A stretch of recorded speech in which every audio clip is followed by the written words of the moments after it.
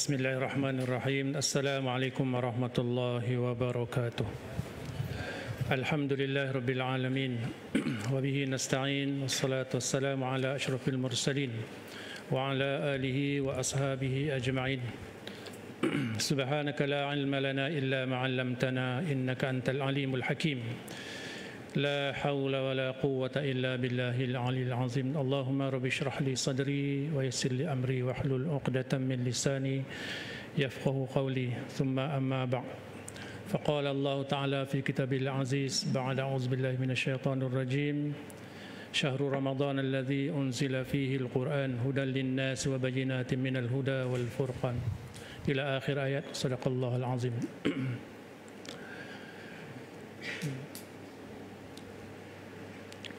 Yang saya muliakan Al-Fadil, Tuan-Tuan Imam, Tuan-Tuan Bilal,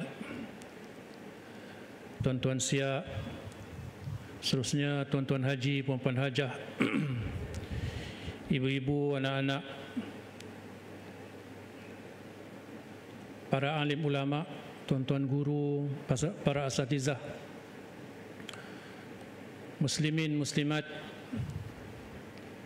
hadirin hadirat yang dimuliakan Allah Subhanahu wa taala. Saya doakan semuanya sihat wal afiat, dengan puasa yang lancar, dengan ibadah yang tenang, damai, aman, bahagia, insya-Allah. Dan kita bersyukur pada Allah, dan saya ucapkan tahniah juga pada tuan-tuan dapat menyempurnakan ibadah solat tarawih beserta dengan witir.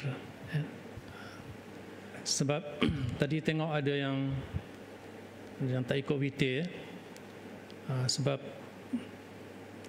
bulan Ramadan ni witir tu lebih afdal bersama dengan imam berjemaah.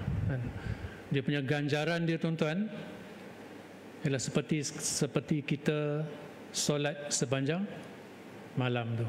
Rugi kita sudahkan amalan kita tu pada malam ni, setiap malam dengan berwitir bersama-sama dengan imam. Kalau imam 8 campur 3, maka kita pun ikut imam. Kalau imam 20 campur 3, kita pun ikut imam. Itu insya-Allah dapat pahala ganjaran yang besar, tuan-tuan. Itu satu fadilat. Satu lagi fadilat, pada malam dan siang bulan Ramadan, Allah Subhanahu Wa Taala akan memerdekakan setiap hamba dia. So banyakkan berdoa. Antara diajar oleh ulama ialah Allahumma ja'alni ataupun Allahumma ja'alna, ya Allah Tuhan kami, jadikanlah kami hamba-hambamu yang engkau merdekakan daripada api neraka. Allahumma ja'alni minal utaqaika minan nar. Jadikanlah kami ini hamba-Mu yang engkau, salah seorang yang engkau merdekakan daripada api neraka. Banyakkan berdoa, tuan-tuan, dalam sujud kita tu sepanjang bulan Ramadan ni, insya-Allah. Mana tahu nama kita kan terselit antara nama penghuni neraka dengan berkat doa kita tu, maka Allah lepaskan kita, merdekakan kita daripada neraka. Kemudian banyakkan berdoa, khususnya pada saudara mara kita di Palestin yang sedang menghadapi ujian yang sangat besar. Sebenarnya ujian itu untuk kita aja. Sebenarnya ujian itu untuk kita, bukan untuk mereka aja. Saya dapat satu hantaran video pendek, Tuan Imam. Ada seorang kanak-kanak umur 3 tahun, nama Kinda. Kan? Jadi orang yang ambil gambar dan yang berjumpa dengan dia tu, wahai Kinda, kan? Kinda nama dia, umur baru 3 tahun. Kan? Umpamanya perbualan dia, pakcik nak bagi kamu hadiah. Nak bagi kamu 3 hadiah. Dan kamu pilih, kamu nak apa? Sebut je. Apa jawapannya, tuan-tuan? Jawapannya Baba. Dia nakkan ayah dia. Tanya lagi, kamu nak betul ke kamu nak? Baba, dia kata dia nak Dia nak ayah dia, kenapa dengan ayah kamu? Ayahku dah tak ada. Mati. Mati di mana? Mati dalam medan perang. Bayangkan tuan-tuan, penderitaan yang terpaksa diharungi oleh kanak-kanak seusia 3 tahun macam tu. Kita dalam masa kita bersyukur ni, kita kena kenangkan juga dan berdoa. Sentiasa jangan putus berdoa pada saudara-saudara kita di sana. Nabi SAW dalam satu riwayat menyatakan, sahabat-sahabat tanya, apa yang kami perlu buat pada Baitul Maqdis ya Rasulullah? Rasulullah kata, kamu solatlah di sana. Mana Rasulullah suruh kita solat di sana. Tapi kami tidak mampu ya Rasulullah, sahabat-sahabat kata. Lalu Rasulullah SAW menjawab, maka kalau kamu tak mampu, maka hantarlah minyak zaitun supaya dapat menerangi masjid itu. Dan jadi kita jangan terlepas daripada berdoa supaya Allah pelihara. Kalau jatuhnya Baitul Maqdis, tidak mustahil akan jatuh Mekah dan Madinah pada tangan Zionis. Jadi, itu satu cabaran yang besar pada kita, tuan-tuan ya. Baik tuan-tuan yang dimuliakan Allah Subhanahu Wa Taala, kita ada masa lebih kurang 20 minit ya. InsyaAllah. Jadi Allah Subhanahu Wa Taala jadikan kita Ramadan, berada pada bulan Ramadan itu satu nikmat yang sangat besar. Satu nikmat yang sangat besar. Kehidupan kita sebelum ini terumbang-ambing kan, tidak seimbang kan. Kadang-kadang kita lupa nak datang masjid kerana kesibukan duniawi. Lalu Allah SWT jadikan Ramadan. Umpama kita ada kenderaan, tuan-tuan, kereta, dah lama jalan 5-6 bulan jalan di jalan-jalan yang berlubang dan sebagainya tu, maka dia punya alignment tu lari ataupun kena perlu balancing. Kalau tak balancing, kita lepas steering tu, dia lari ke kiri kan, dia lari ke kiri kan. Maka perlu hantar ke kedai, buat alignment, buat balancing supaya dia dapat jalan terus. Begitu juga dengan kehidupan kita. Allah SWT sangat pemurah, penyayang pada kita. Dia jadikan Ramadan ni supaya kita ni sedar baliklah, kita susun atur balik kehidupan kita. Yang sebelum ni kita terlalu lalai dengan mengejar dunia ataupun sibuk dengan dunia. Tak apa tuan, tetapi jangan sampai lupakan kepada akhirat kan. Kehidupan kita di antara pintu rumah, keluar pintu rumah, masuk pintu kereta, keluar pintu kereta, masuk pintu pejabat ya. Betul. Pintu pejabat kita. Betul ya Tuan Nazir?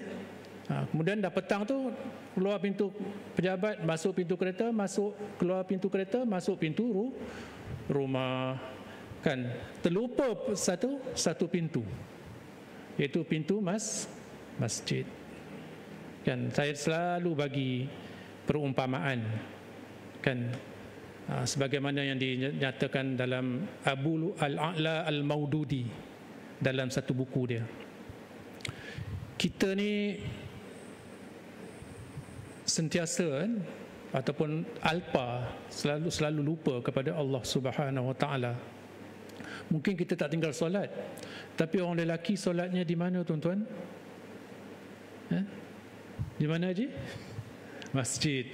Kata Ustaz Abdul Samad, seorang lelaki ataupun suami yang solatnya di rumah adalah suami yang solehah.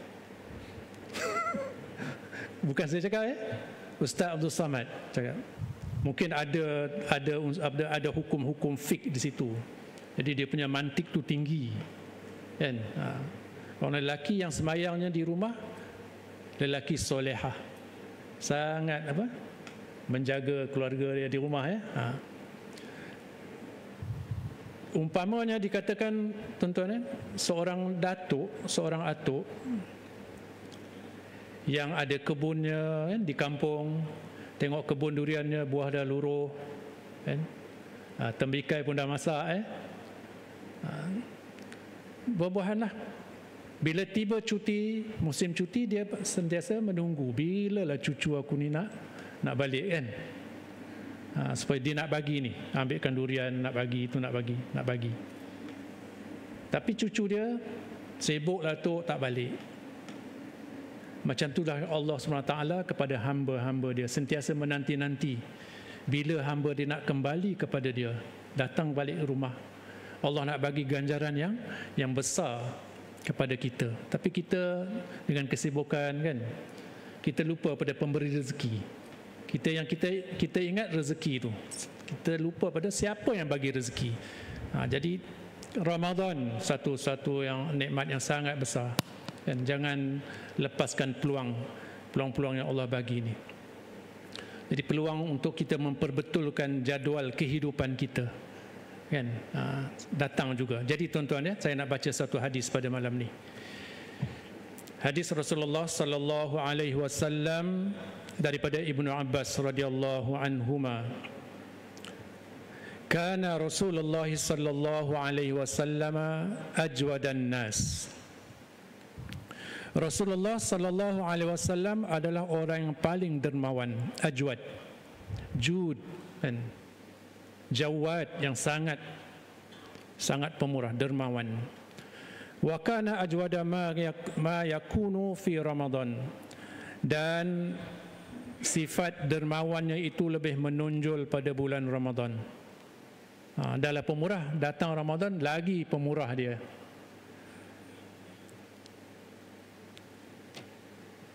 Hina yalqahu Jibril, iaitu ketika dia menemui Jibril. Wa kana yalqahu fi kulli lailatin min Ramadan fayudarisuhul Quran. Biasanya Jibril menemuinya pada setiap malam bulan Ramadan dan dibawanya mempelajari Al-Quran. Sini kalimah yudarisuhu, daripada kalimah darasa, maksudnya belajar. Yudaris, tadarus, jadinya saling belajar. Maknanya sekurang-kurangnya tadarus, sekurang-kurangnya kena ada dua orang. Seorang baca, seorang dengar, tegur. Kalau kita baca sendiri bukan tadarus, namanya tilawah ataupun qiraah, kita membaca Al-Quran. Jadi tadarus ni satu sunnah yang ditunjukkan oleh Rasulullah SAW yang belajar daripada Sayyidina Jibril. Fala Rasulullah sallallahu alaihi wasallam ajwadu bil khair minar rihil mursalah. Maka Rasulullah sallallahu alaihi wasallam lebih murah hatinya melakukan kebaikan daripada angin yang bertiup. Lebih pemurah daripada angin yang bertiup. Saya carilah kan, apa maksud daripada lebih murah daripada angin yang bertiup. Rupa-rupanya tuan-tuan, ulama kata angin yang bertiup itu, Allah SWT bawa angin bersama dengan hujan. Dan hujan yang turun itu akan turun di tempat yang kering dan tempat yang basah. Dia tak kira, dia tak pilih kan, hujan. Mana yang dia turun. Tetapi Rasulullah SAW lebih hebat daripada angin tadi, yang bawa rahmat air hujan tadi. Itu kehebatan, kedermawanan Rasulullah sallallahu alaihi wasallam yang kita boleh contohi. Jadi ada tiga perkara penting dalam hadis ni saya nak sebutkan untuk panduan ataupun untuk tazkirah kita pada malam ni. Yang pertamanya malaikat. Tentang malaikat. Ada seorang sahabat Rasulullah sallallahu alaihi wasallam namanya Usaid bin Hudair. Tuan-tuan pernah dengar nama ni? Usaid bin Hudair. Dia ni orang Madinah daripada kabilah Aus, antara yang awal masuk Islam, dan gelaran dia orang Madinah panggil Al-Kamil. Apa maksud Al-Kamil? Yang sempurna. Sebab dia ni, kehebatan dia, suara dia merdu dengan bacaan Al-Quran. Dia pemimpin. Dia ada hartawan kan? Dan juga mempunyai suara yang merdu dan kacak. Maknanya package tu sempurna kan? Maksudnya orang sukalah suara merdu baca Quran. Semua orang dengar. Bila dia mengaji baca Quran, semua orang datang nak dengar. Jadi satu malam Usaid bin Hudair ni, dia dalam keadaan hening tu, dia rasa dia nak mengaji. Lalu dia buka Al-Quran, dia mengaji. Sedang-sedang dia mengaji itu, tiba-tiba di luar rumah dia dengar kuda dia bersuara dengan suara yang seolah-olah ketakutan. Kuda tu, kuda perang dia. Dia ni pahlawan tuan-tuan. Sahabat-sahabat Rasulullah semua pahlawan perang. Kuda perang dia seolah-olah macam tak tenang lah. Istilahnya apa dipanggil? Kuda yang sedang. Kalau rimau mengaum kuda merengek Apa Tuan Haji? Maknanya bunyi kuda lah kan, bunyi kuda. Lalu dia pun berhenti, dia tengok. Bila dia berhenti, kuda tu dia diam. Lalu dia masuk, dia ngaji semula. Bila dia ngaji dengan suara yang merdu tu, tiba-tiba kuda dia bunyi semula. Dia pun risau sebab anak dia nama Yahya tu baring berdekatan dengan situ, takut terpijak dengan kuda tu. Dia bangun, dia keluar lagi, dia terpandang di atas tuan-tuan, dipandang ke udara, angkasa. Dia lihat cahaya-cahaya seperti kristal, seumpama sedang menaungi di kawasan tempat dia tu. Cahaya-cahaya, dan akhirnya cahaya tu dia naik ke atas dan hilang. Cahaya seolah terang benderang, satu tamasya yang gilang gemilang. Kan? Lalu dia takut. Pagi besoknya dia tanya, dia ceritakan pada Rasulullah. Rasulullah SAW kata, wahai Ustaz, itulah malaikat yang datang nak dengar kamu baca Al-Quran. Jadi kita tuan-tuan, bila kita baca Quran, malaikat datang dengar. Kita yang tak nampak. Kalau nampak, tumpah kan. Maksudnya situ, malaikat tu yang pertama nak disebutkan di sini ialah teman kita sebenarnya. Teman setia kita. Betul tak tuan-tuan? Teman setia. Teman yang paling setia, malaikat yang paling setia ialah Raqib dan Atid kan. Dalam Al-Quran disebut ma yalfizu min qaulin illa ladaihi raqibun atid. Tidak akan terlepas daripada dicatat, melainkan apa yang kita sebut itu melainkan dicatat oleh Raqibun Atidun. Raqib, Atid, kita belajar kan akidah malaikat. Raqib, Atid. Maksudnya di kiri kanan kita ni sentiasa ada malaikat yang catat kan. Jadi tuan-tuan, kalau kita melakukan kebaikan tidak dihargai, jangan sedih, jangan rasa kecewa, sebab malaikat sentiasa mencatat kebaikan tu, kebaikan, dan akan dipersembahkan kepada Allah Subhanahu Wa Taala. Tetapi takutlah kita sekiranya yang mencatat itu ialah Atid.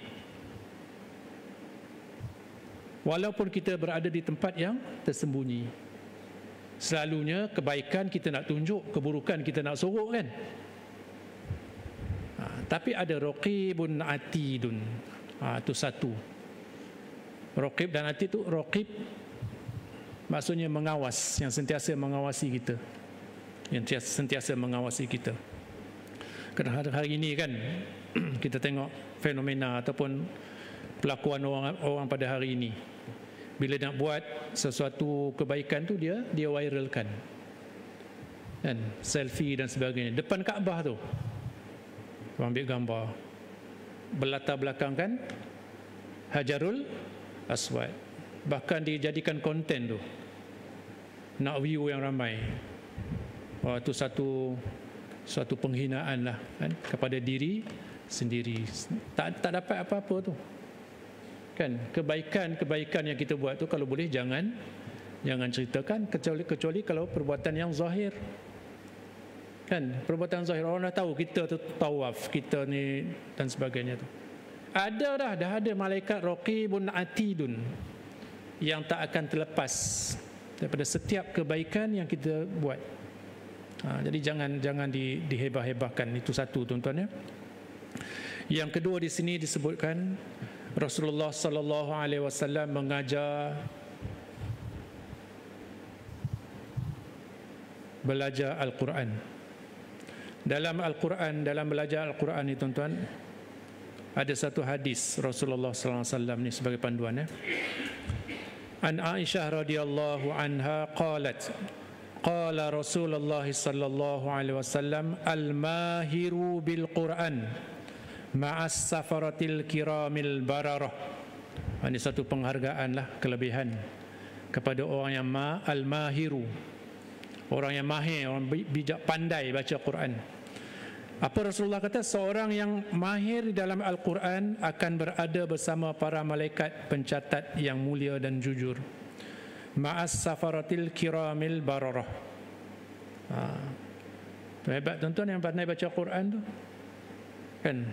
Masalahnya kita pandai baca Quran tapi apa? Tak rajin nak baca Quran kan.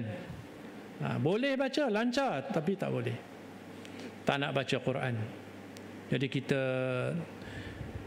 muhasabah balik diri kita. Kenapa susah sangat aku nak baca Quran ni kan?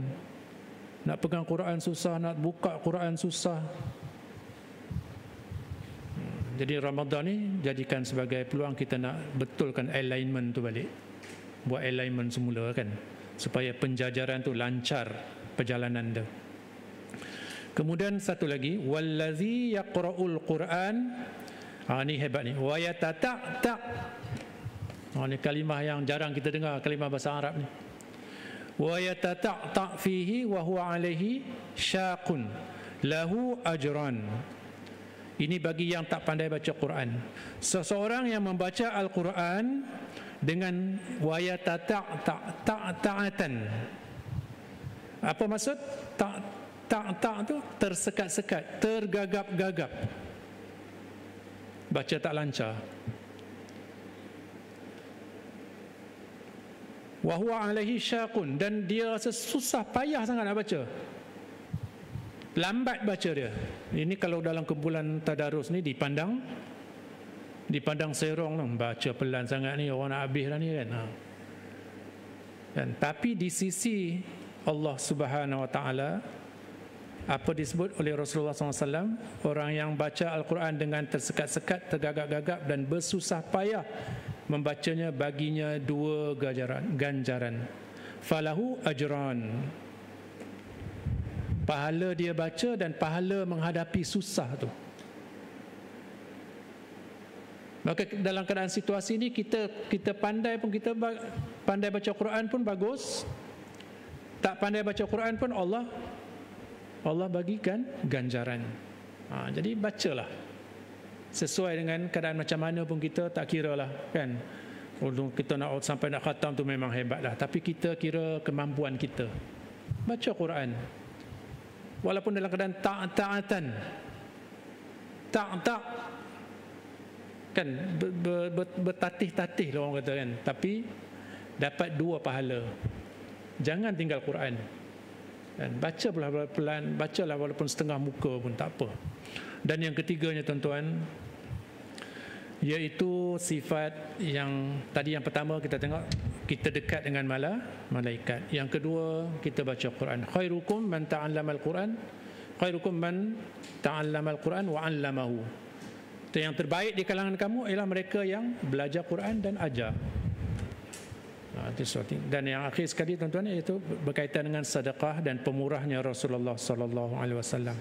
Dan kita baca satu ayat Quran sebagai tadabbur pada malam ini, bagaimana cara kita membelanjakan harta kita. Ada satu ayat tuan-tuan boleh rujuk nanti, surah Al-Isra ayat 29. Allah sebut, a'udzubillahi minasyaitonirrajim, wala taj'al yadaka maghlulatan ila unuqika. Jangan kamu jadikan tangan kamu terbelenggu, seolah tangan kita tu cekik leher kita, ila unuqika. Maksudnya apa tuan-tuan? Tafsirnya kata kedekut, bakhil. Kita tercekik, udara nak masuk pun tak boleh, udara nak keluar pun tak boleh. Kemudian wala tabsudha kullal bast, dan jangan kamu hamburkan semua. Ini prinsip tuan-tuan. Jangan kedekut dan jangan habiskan semua harta. Fatak muda maluman mahsura, maka kamu akan menjadi lemah dan hina.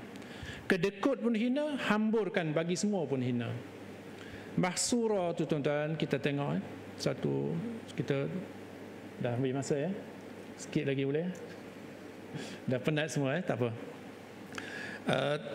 Kita bagi panduan je.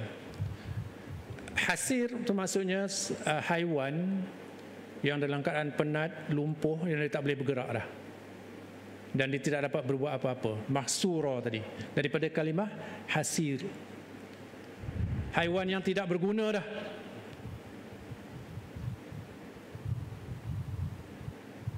Macam tu juga kalau seorang yang bakhil ataupun orang yang terlalu boros harta dia, dia akan jadi hasir, dia jadi lemah, lumpuh, kan? Harta dia tak boleh nak buat apa. Banyak harta pun tapi kedekut, ataupun ada harta dia hamburkan semua. Jadi dua prinsip, jangan cekik letakkan di leher kamu dan jangan lepaskan semua. Itu prinsip harta, tapi bersederhana, ikut mizan, ikut timbangan, ikut kemampuan kita. Banyak yang kita nak bantu.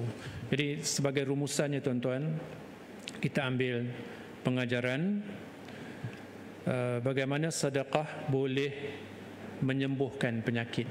Ada suatu kisah berlaku pada zaman tabi'in, zaman salafus salih. Abdullah ibnu Mubarak, ada seorang lelaki jumpa dia, "Wahai Abdullah, aku ni dah kena penyakit, sakit di kaki ni, luka ni tak baik-baik dah hampir 7 tahun dah." Lalu kata Abdullah, "Kamu pergi satu tempat yang orang di tempat itu memerlukan air. Kamu korek telaga dan supaya mereka dapat air itu." Lalu lelaki itu pun pergi, dia korek telaga dan dia wakafkan telaga itu pada orang yang memerlukan tu. Orang berdapat air, akhirnya Allah SWT sembuhkan. Itu kehebatan sedekah. Jadi kalau kita ditimpa sakit dan sebagainya, banyakkan sedekah. Mudah-mudahan. Dan banyakkan memberi. Sama ada wang, harta, masa, tenaga.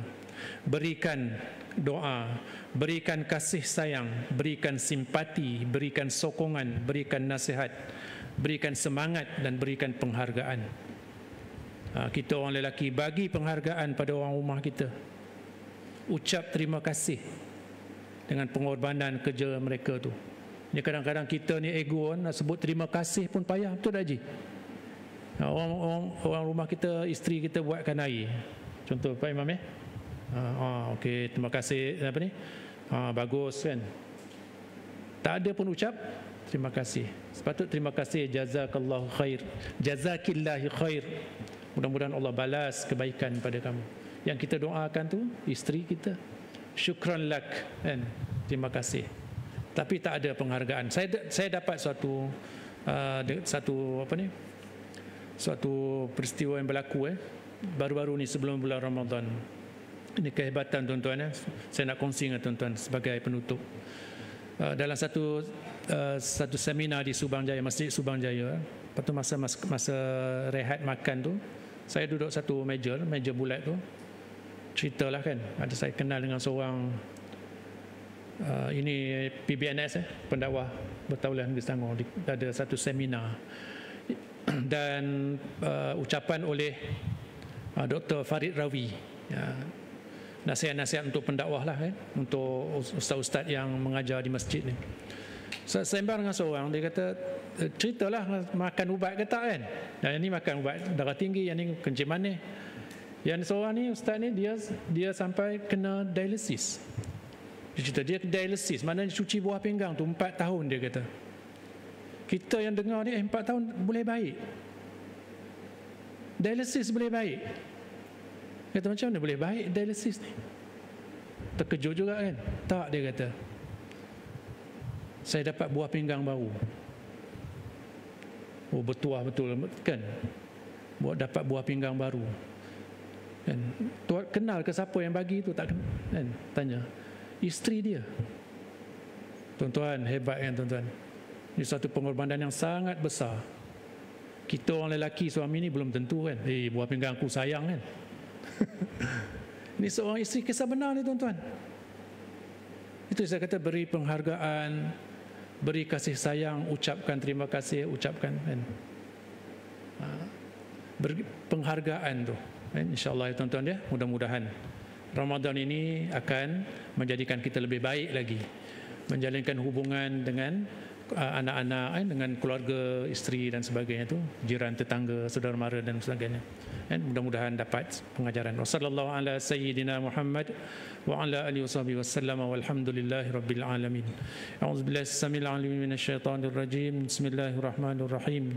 Alhamdulillahi rabbil alamin wassalatu wassalamu ala asyrafil mursalin wa ala alihi wa ashabi ajma'in. Allahumma arzuqna ilman nafi'ah. Ya Allah, Tuhan kami, kurniakanlah kami ilmu yang bermanfaat, wa rizqan halalan tayyiban mubarakah, rezeki yang halal, yang baik dan yang berkat, wa amalan salihan mutaqabbala, dan amalan kebaikan yang kau terima. Wa sallallahu ala sayyidina Muhammad wa ala alihi wasahbihi wasallam walhamdulillahi rabbil alamin. Assalamualaikum warahmatullahi wabarakatuh. Subhanakallahumma wa bihamdika asyhadu an la ilaha illa anta astaghfiruka wa atubu ilaik. Bismillahirrahmanirrahim. Wal 'asr innal insana lafi khusr illa allazina amanu wa 'amilus salihat wa tawasaw bil haqqi wa tawasaw bis sabr. Shadaqallahul 'azim.